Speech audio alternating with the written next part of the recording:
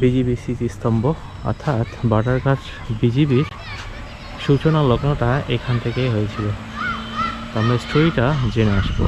জন্মস্থান এই বর্তমান যে বিজিবি, হ্যাঁ, বর্তমান যে বিজিবি জন্ম হচ্ছে এখানেই প্রথম ক্যাম্প।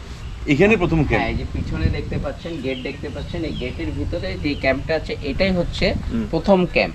এটা হচ্ছে ভারত, আর এই পাশে হচ্ছে সড়কটা, এটা সাজেক পর্যন্ত যাবে। আর আমরা এখন ওয়াই জংশনে আছি।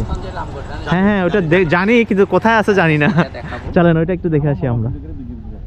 আর বিজিবির জন্মস্থান হচ্ছে এই রামগড়ে।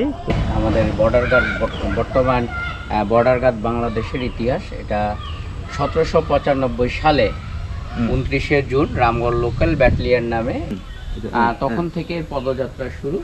তারপরে আস্তে আস্তে এটার নাম পরিবর্তিত হয়ে 1861 থেকে 1890 সালে এটার নাম হয় ফ্রন্টিনার গার্ডস।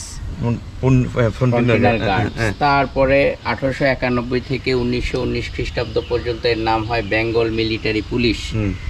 তারপরে 1920 সালের পর থেকে এটার নামকরণ করা হয় ইস্টার্ন ফ্রন্টিয়ার রাইফেলস। তারপরে দেখতেছেন যখন পাকিস্তান পিরিয়ড শুরু হয় 1947 পরে, তখন এটাকে বলা হয় ইস্ট পাকিস্তান রাইফেলস, মানে ইপিআর। হ্যাঁ, তারপরে 1972 সালের পর, অর্থাৎ আমাদের দেশ স্বাধীনের পর এর নামকরণ করা হয় বাংলাদেশ রাইফেলস বা বিডিআর। এরপরে 2010 খ্রিস্টাব্দে সালের পরে 20 ডিসেম্বর থেকে এটার নামকরণ হয়